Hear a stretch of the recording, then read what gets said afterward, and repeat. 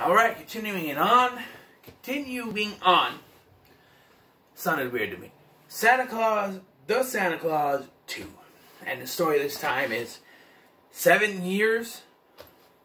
Because they say that Lucy, Neil and Laura's new daughter, daughter, is the same age as Charlie. So I'm guessing 7 years later.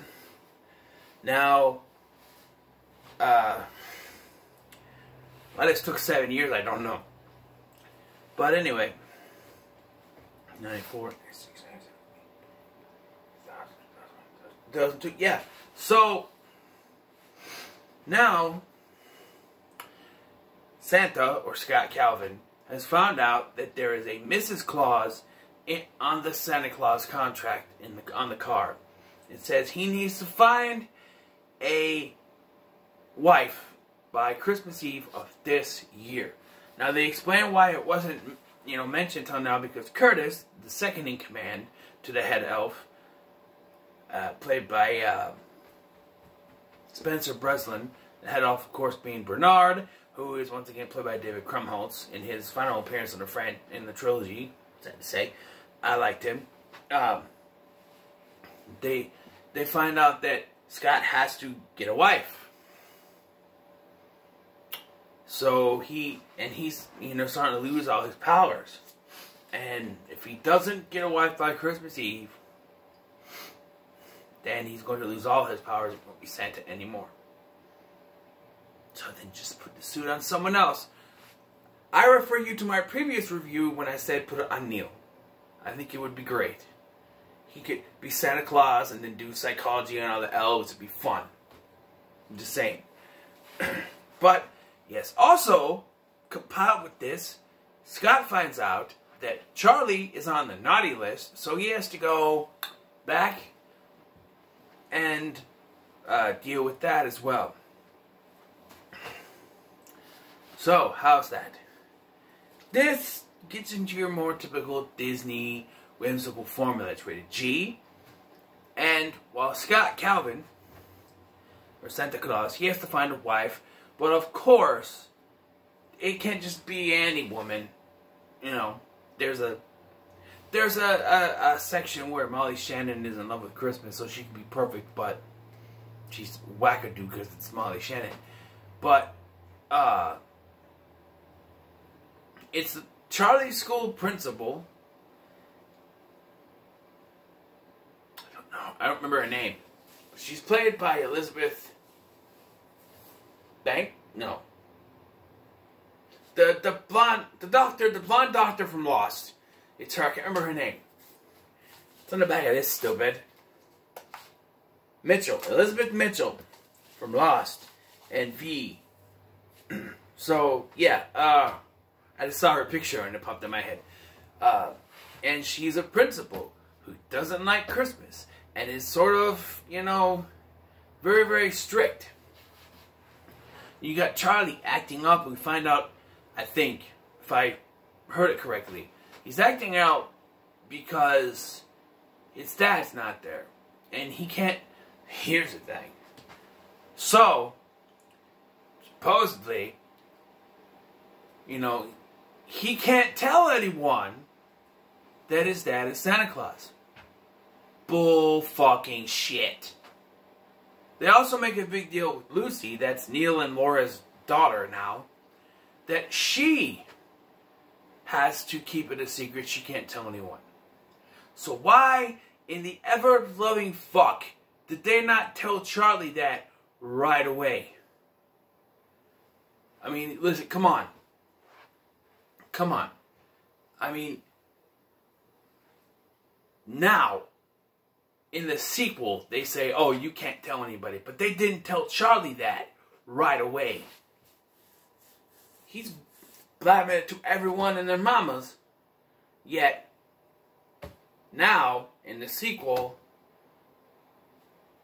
it's, you can't tell anyone. It's got to be a secret.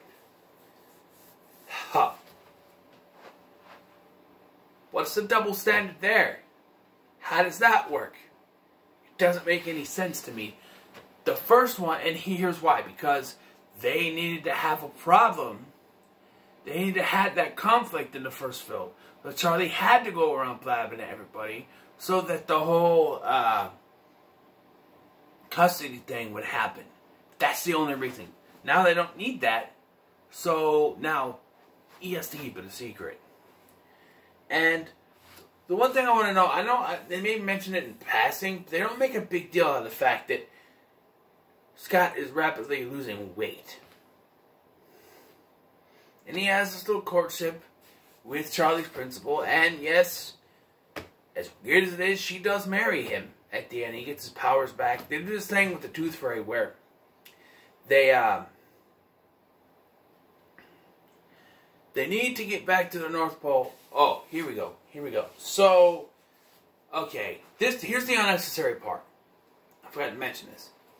So, because Scott has to leave the North Pole and go to back home, they create a toy Santa Claus that looks just like Scott to take his place. He becomes a totalitarian, he becomes a terrorist leader, basically. He creates these giant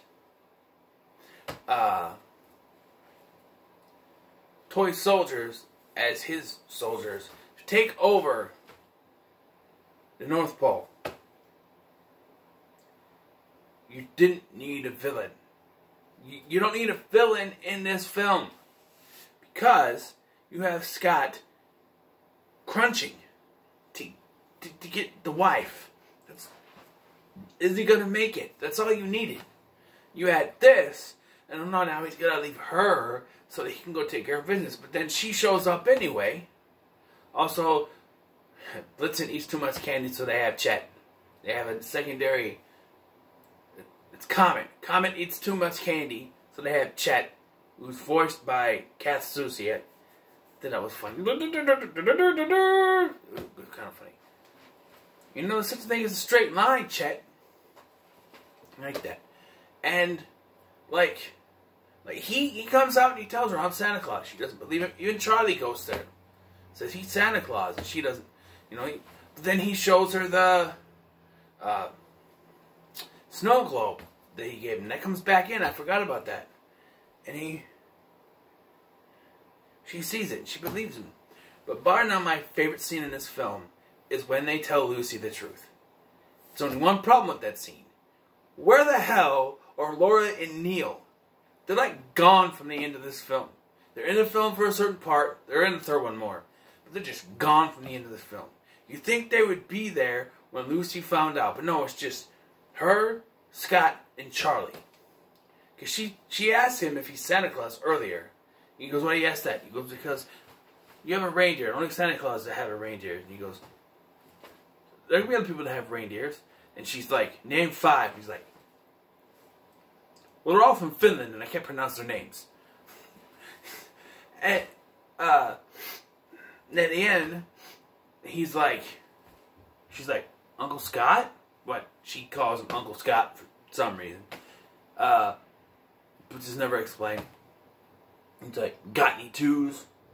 And she's like, go fishing. That smile, her smile, lights up a room. You know, you get the kid. You know, when you're a parent and you got a kid and you see that smile on Christmas Day. That's the smile. I love that scene. You know, my kid, he picks his nose and he smiles when he flings it in my face, but it's not the same kind of smile.